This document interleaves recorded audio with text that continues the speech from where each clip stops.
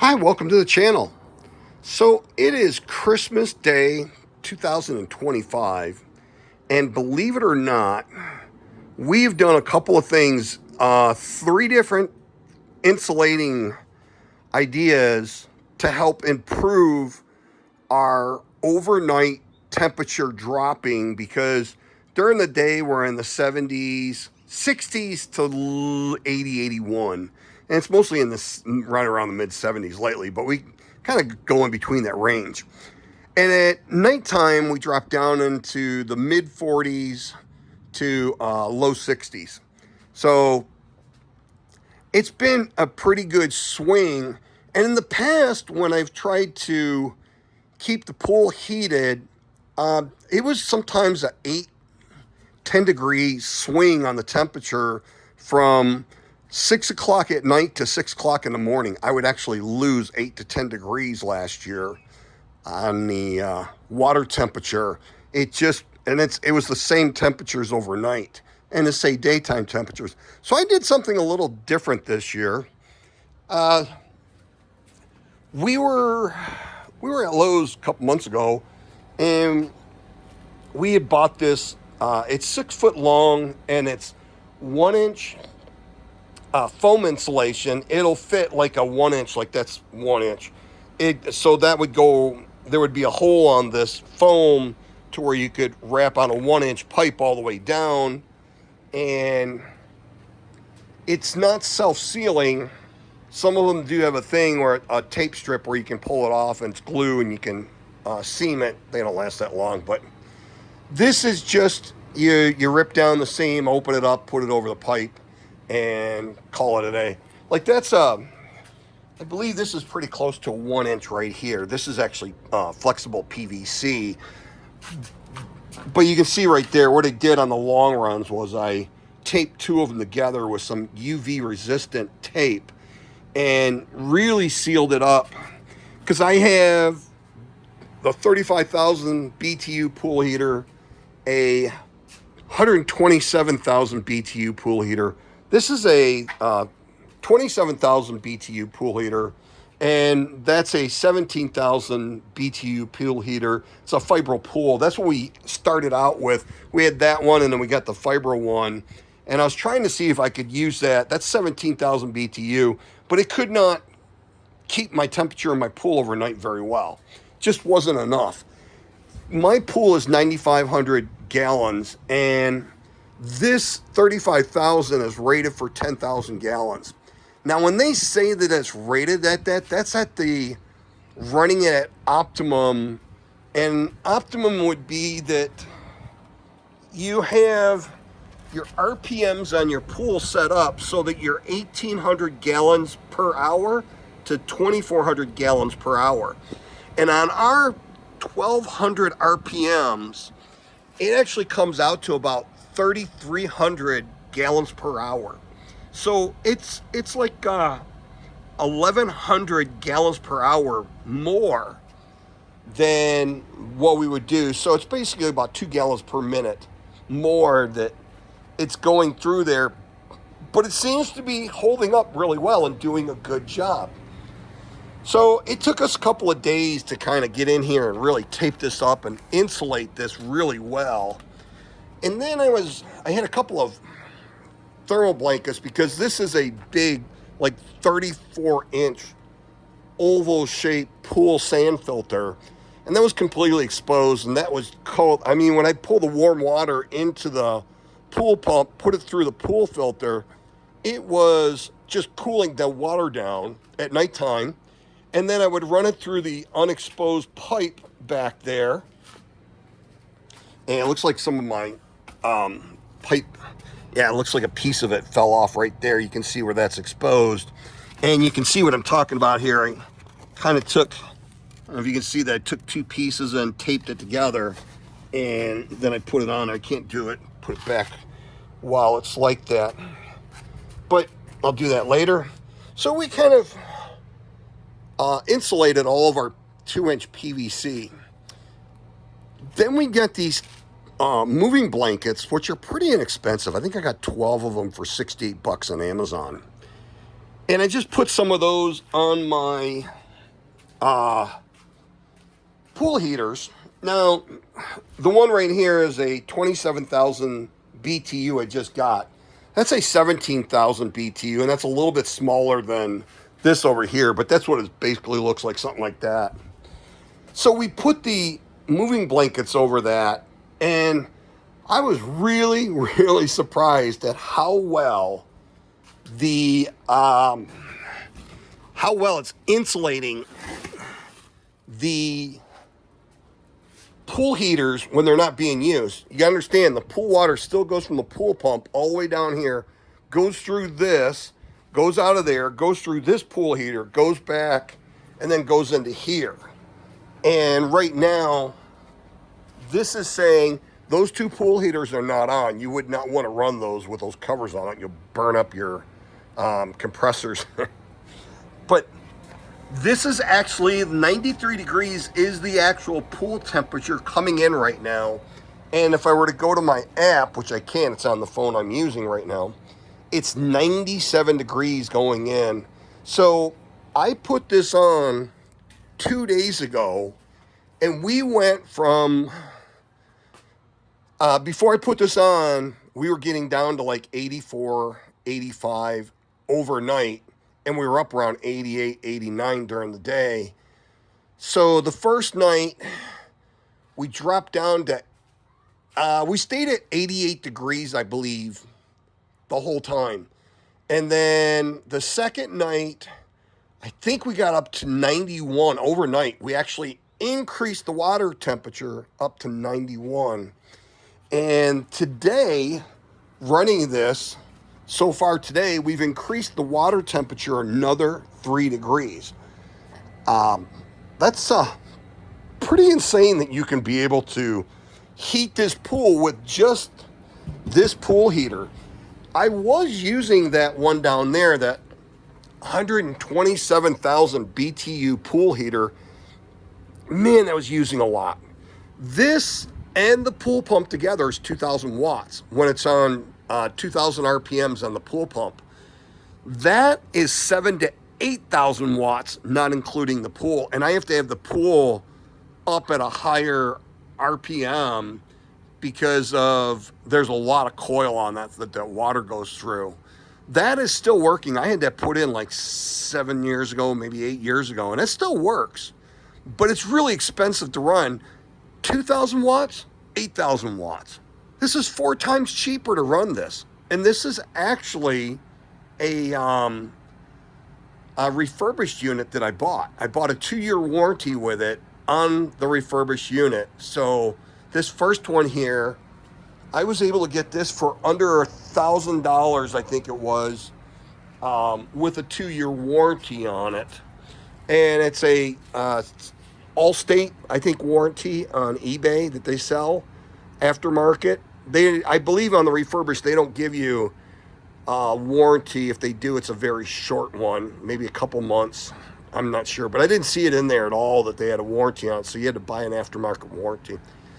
But you know, for a 35,000 BTU pool heater for a 10,000 gallon pool, to be able to keep that heated, and now I'm at 93 degrees just running this pool heater, and insulating my pool pump and my PVC pipes. It's pretty amazing. I never thought I'd be able to get it. I thought I'd maybe be able to keep it around 80, 86 overnight at the best. Now it's probably going to be 93 overnight. We'll see tomorrow. It might drop down to like 91, 92. But still, I never thought it would be able to get above 88, 89 degrees and be at that temperature in the morning. So this is extremely impressive for me. I am really impressed by the cost on this. That 17,000 BTU, that was a refurbished. I bought that like 4 or 5 years ago, and that was $1,200. And I had to buy a warranty with that, aftermarket warranty. This was $1,000, and it's twice as big. That's a 17,000. This is a 35,000 BTU pool heater. So much better deal. These are much more efficient. That uses around 1,200 watts, anywhere between 1,000 and 1,200 depending on temperature outside. The cooler it is outside, the less watts it's going to use. The warmer it is outside, the more watts it's going to use. But this with my pool pump, and I'm running them both on grid right now to see what the cost would be if somebody just wants to run it on grid. And it's around 2 kilowatts per hour to run both the pool pump and pool heater. That's 24 hours a day. So you're looking at 48 kilowatt hours a day to run this. At 10 cents a kilowatt hour in the wintertime, that's $4.80. On a 28 day schedule, if it, say, take $5 times 30 days, that's $150. If you take it times 28 days, that'd be $140 added onto your electric bill in the wintertime. That's pretty cheap. I know people when I first came out here, they had propane and gas and they were spending like $1,000 a month. That was a lot. And I mean, that was when the propane and natural gas were about a fourth of the price of what it is right now. So the only thing I would tell you is if you're going to do something like this, make sure you're not putting it over the motor so that the motor breathes. This actually has a vent in here where there's breeze, and it's like 60 some degrees today and it's cold overnight. So that's not going to bother. It's not going to get hot enough to where that could catch that on fire. But just be cautious about having that around your pool motor. Mine's on 2,000 RPMs. It doesn't get that hot off of that when it's, 60 degrees during the day and 40 some degrees overnight. So, but there are some, if someone has you couldn't use a 2,000 or 2 horsepower because it would be too many gallons per hour. See, you need a variable speed pump pretty much to be able to use one of these because on a fixed horsepower, it's going to be way too much. And if you try to run, I'm really surprised how well this works at 3,300 RPMs or 3,300 gallons per hour at 2,000 RPMs on that motor. That's 1,100 gallons per hour more, which is right around 2 gallons per minute more than it's supposed to have going through there for the efficiency. But look, my pool's 93 degrees.